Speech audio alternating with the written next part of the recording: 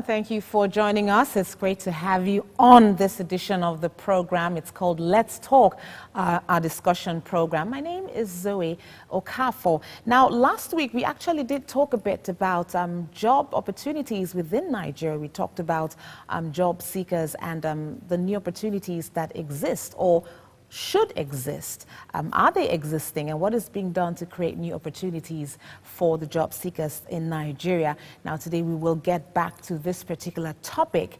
We want to determine how this particular issue of unemployment can be reduced. How can job seekers begin to have new opportunities in terms of employment, whether it is done by the government or by the private sector or in some other way? How can they be meaningfully employed? That's our topic for today.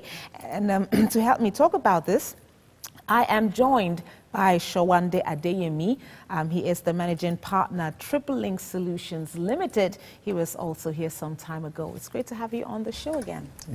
I'm happy to be here this morning. Okay, so creating new opportunities for job seekers in Nigeria. Now, we talked about it the last time you were here, and I want us to sort of establish, let's look at the average job seeker in Nigeria. What is the state? What is the condition of the job seeker in Nigeria? Do you think that the job seeker has any alternatives whatsoever, or is their situation hopeless, as it were?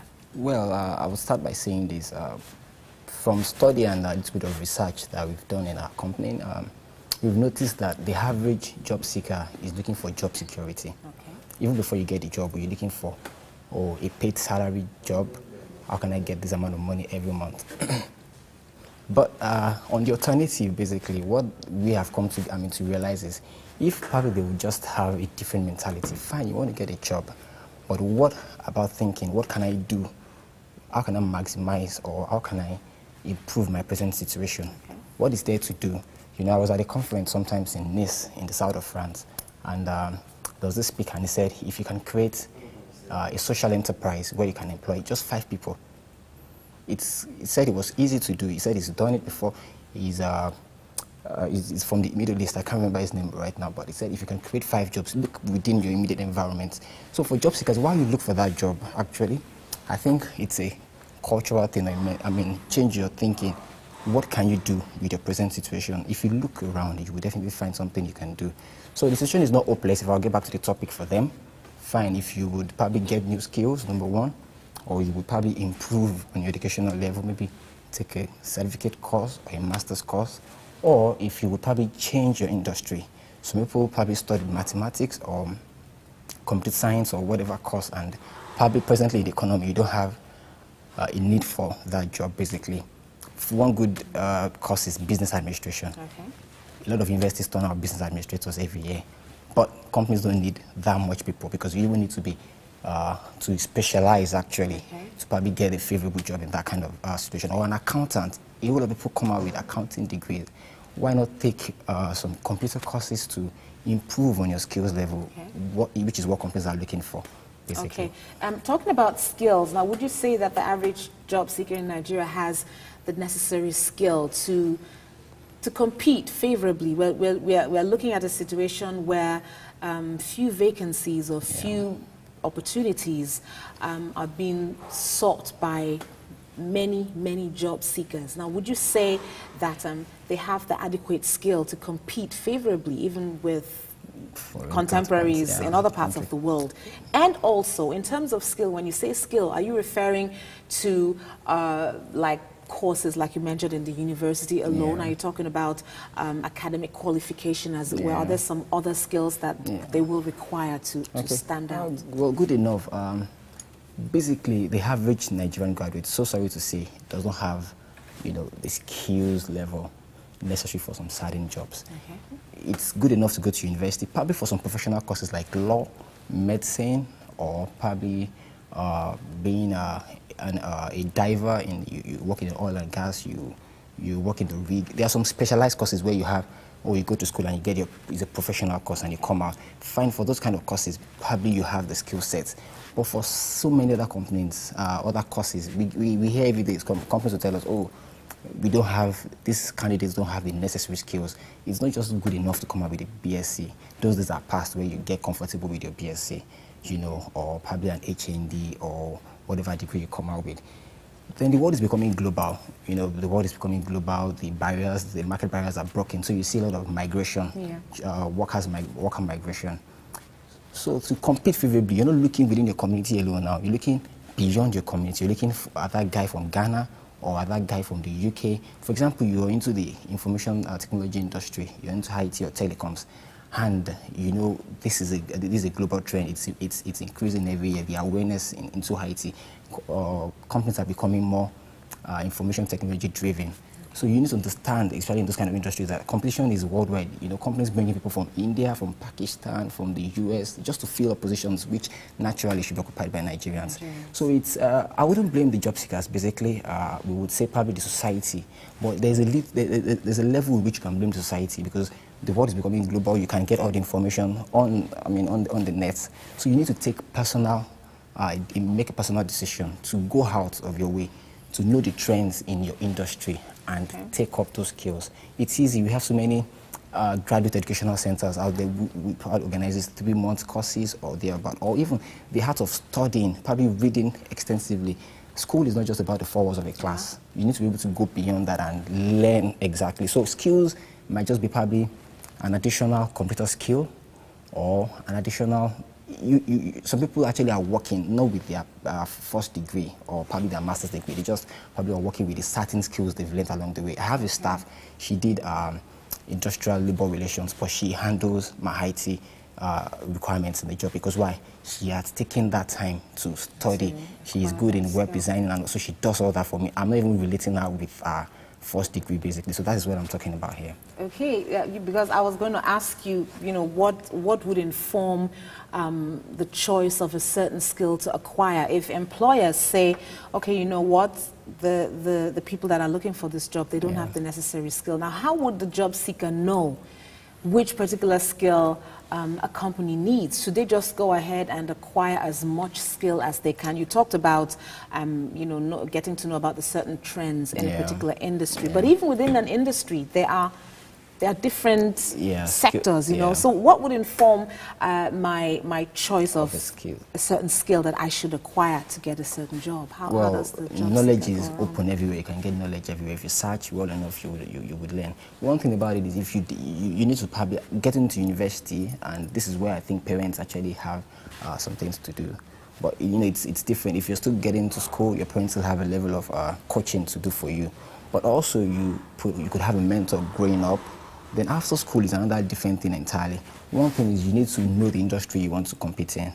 You know, you need to know that there's competition out there, you know, in the markets, you know. So you need to know the industry you want to work in, and you need to learn to be the best in that industry. How do you learn to be the best? You need to be aware. You need to be ahead of trend. You know, change is the most constant thing in life.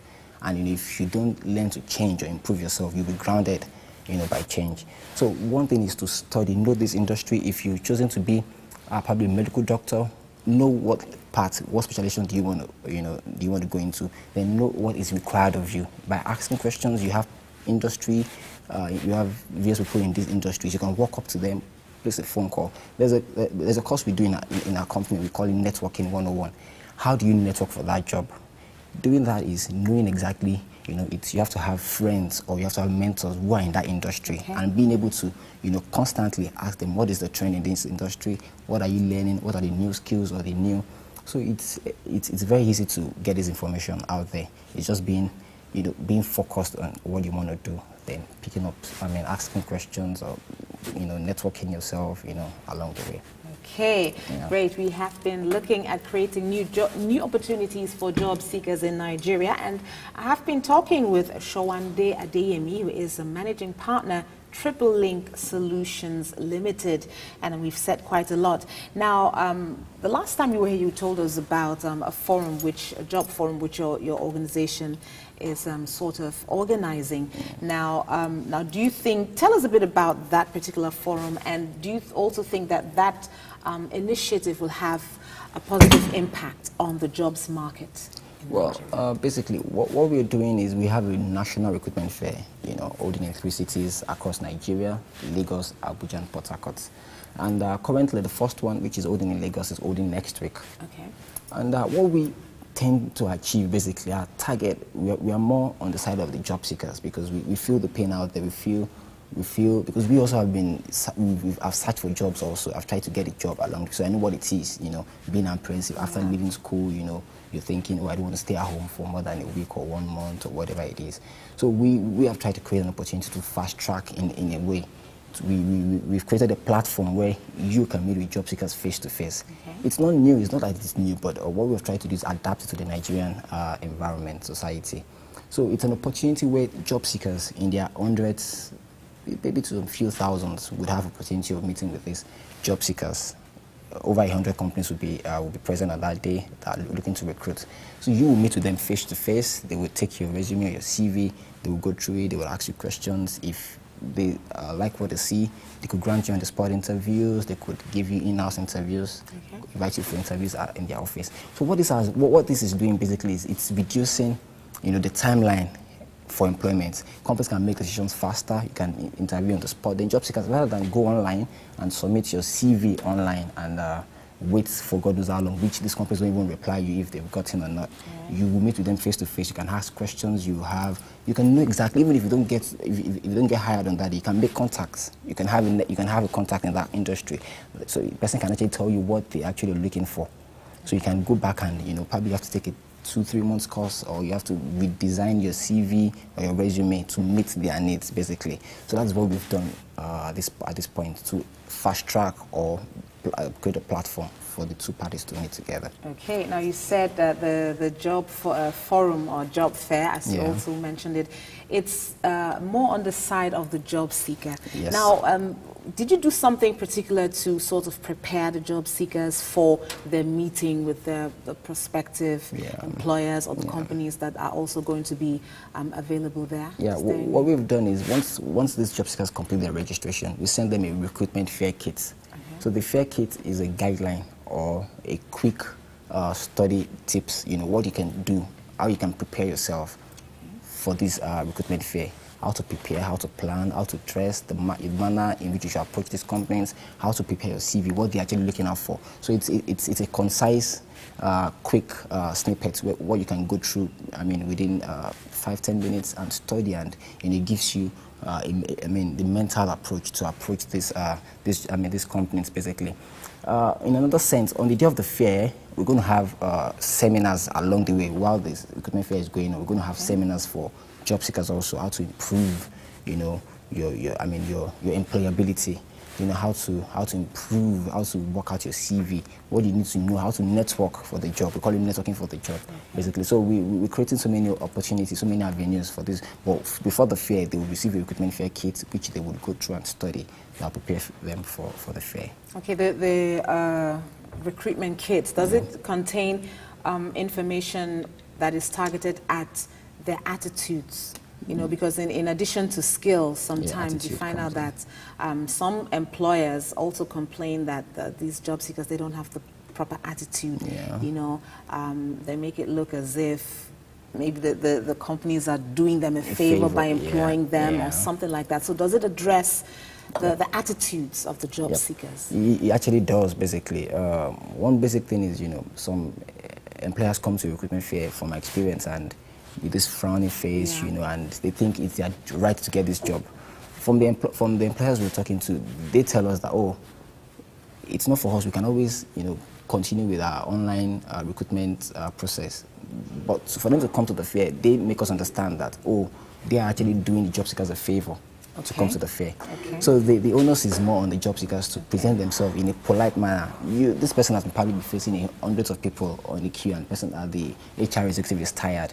So you have to probably be able to give a good smile. That alone goes a long way, So it's more about that. It's the way you talk. Thank you, sir. Courtesy, simple courtesies actually go a long way.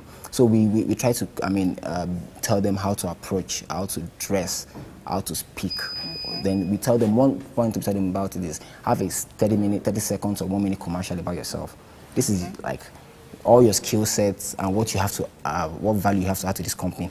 Prepare a short phrase, and in less than 1 minute. So when you meet this employer and you give them a good award-winning smile, the next thing is they ask you, okay, tell me about yourself. You should have a prepared speech you want to give, because we call it the pitch. Okay. In the first 1 minute, that is what would probably make the person think, okay, fine, let me look at your CV, because you've given a good overview of yourself in a minute. So we tell them all this, to prepare them for the recruitment fair.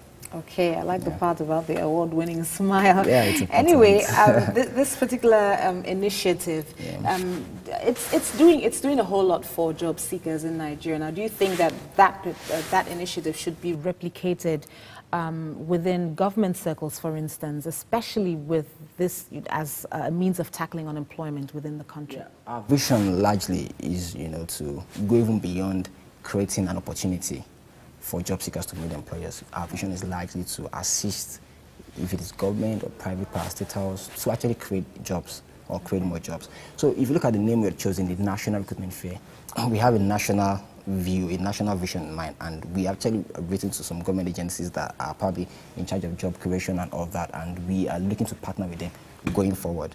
This first one is a platform, is a step, is a forward step for us to actually understand exactly the processes, the nitty-gritties that it would involve to actually, make this substantial and, more sustainable. Our whole vision is about sustainability and development. We want to not just bring job seekers. Fine, quite a number of these job seekers will get jobs on this day, okay, but we're looking at an avenue where government will become more involved in this, where we can actually have it in every state or even in local governments going forward, basically, where, within the local governments, you have some SMEs who probably are looking to recruit, probably your skill is what they actually look for. So we want to probably penetrate all these sectors of government, basically. So we have that, we have that kind of large vision, to not just create a one-off event or probably do it once in a year. We really want to partner with government agencies like the SHOPI, like the Ministry of Labour and Productivity, a whole lot of government agencies going forward, basically. Because why?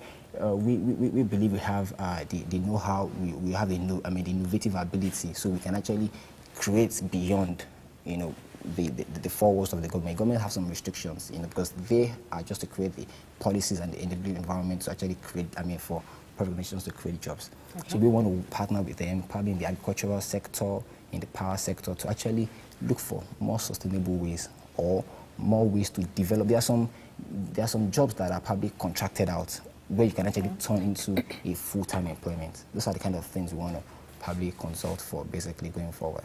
Okay. Yeah. And also, does the initiative make provisions for those who want to be self-employed, for instance, or is it strictly companies looking to employ? Well, basically, going forward, we believe in small and medium-scale enterprises, because every economy, you look at the biggest economies in the world, the US or today China, they put so much effort on small and medium-scale enterprises. They give enabling abilities, they empower, startups and all of that, So we are looking also along the way, because we have a program called the graduate training program. Okay. What this likely does, we're going to start it in the month of June across some private universities and federal universities in Nigeria. What it largely does is it trains you to switch from the four walls of a classroom into the labor market, and how to be gainfully employed. But what we say is, okay, what if after 6 months I've not even gotten a job, or after my youth service I've not gotten a job? What do I do? So we're going to add a training to it, to where you can actually start doing something on your own while you wait for that job. Okay. And along the way, you might think, oh, I don't even need this job, because why? What I'm doing, I'm able to pay for 2-3 staff members. I can, sustain myself, and I can think globally. I can take this business and take it beyond my locality and take it global. So we're having trainings for entrepreneurs also, who will probably start with, with a small business idea they have, and how to, make it big and global, basically. So it's the two together, but we're just starting with the recruitment fair. Okay.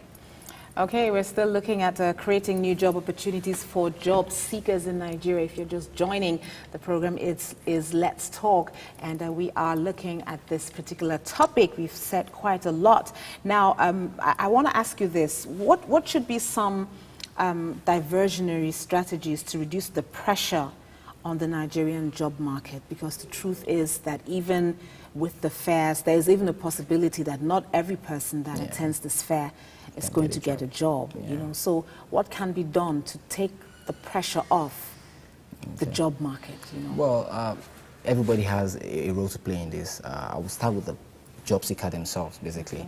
It's your life, it's your responsibility. It's not the government's responsibility, it's not the private, it's not that company's responsibility to get you a job.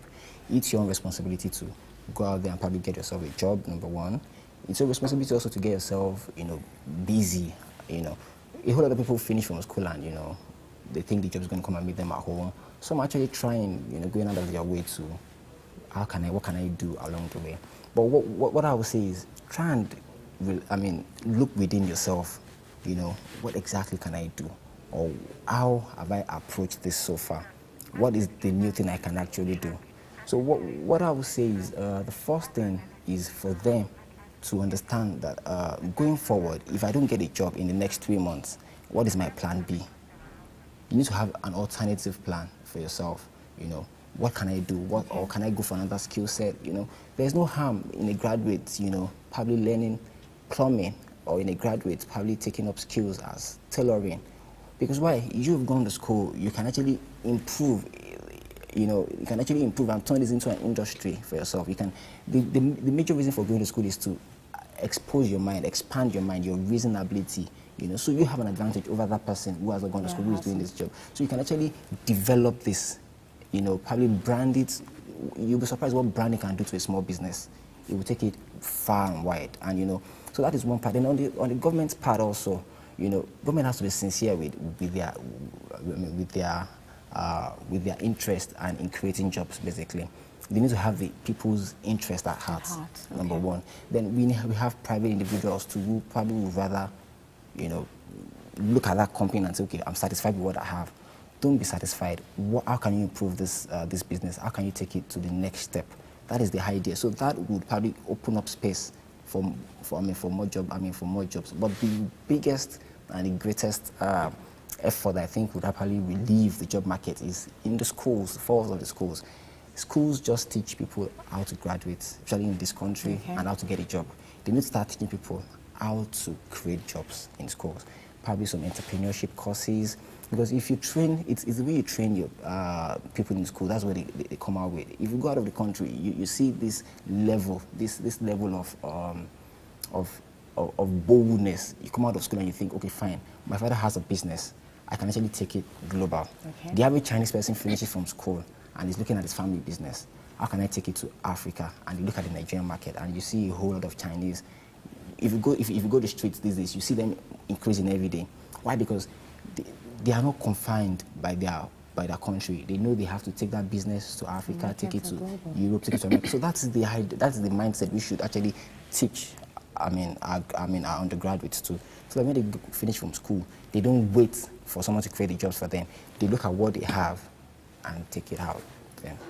Okay, I'm going to be asking you my last questions right now. Now, initially you said that your organization is looking to sort of partner with some other institutions like SureP, for instance, that you mentioned. And you also talked about the sincerity of government in terms of the welfare of the job seekers. Now, are you aware if SureP at the moment is doing anything as regards to job creation or job opportunities as of now? Well, coming into this fair, we had spoken with some people in the SureP program. I've spoken to a couple of people there, and I tried to get an idea, a feel of what they're actually trying to do and how, you know, we can actually bring them into this recruitment fair, because their mandate actually is to, you know, take off from the excess, the money saved from the four prizes, the subsidy, and, you know, turn it into probably create jobs, then create what's it called? Facilities, roads and what is in the country, infrastructures in the country. So, well, they have that wherewithal. They have the mind to do these things. But I think because of the kind of country we found ourselves in, certain things actually try to, you know, push you here and there. You know, so it's their whole idea going forward to actually probably partner with us. But for this first one, we can't reach an agreement because probably said it's too soon or it's too.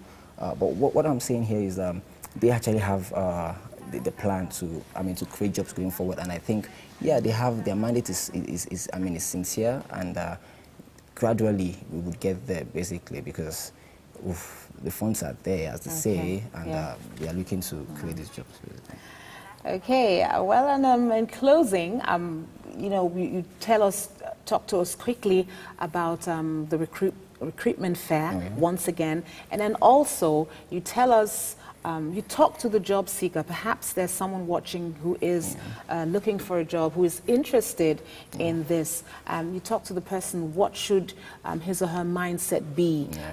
Getting a job generally, not just at the Recruitment Fair. What should his attitudes be towards this particular issue? The first thing is be optimistic. You can never be over-optimistic. You have to be optimistic. You have to wake up in the morning and tell yourself, yes, today's a better day for me, and what I want, actually, I can get today. That mindset goes a long way. You're cheerful, you're optimistic about your situation. You're not, there's this thing that happens if you have this gloomy feeling that it's not getting better, it's getting worse. So you have to be optimistic about yourself, and while you're being optimistic, also do not be lazy. Don't just stay at home and think, get out there.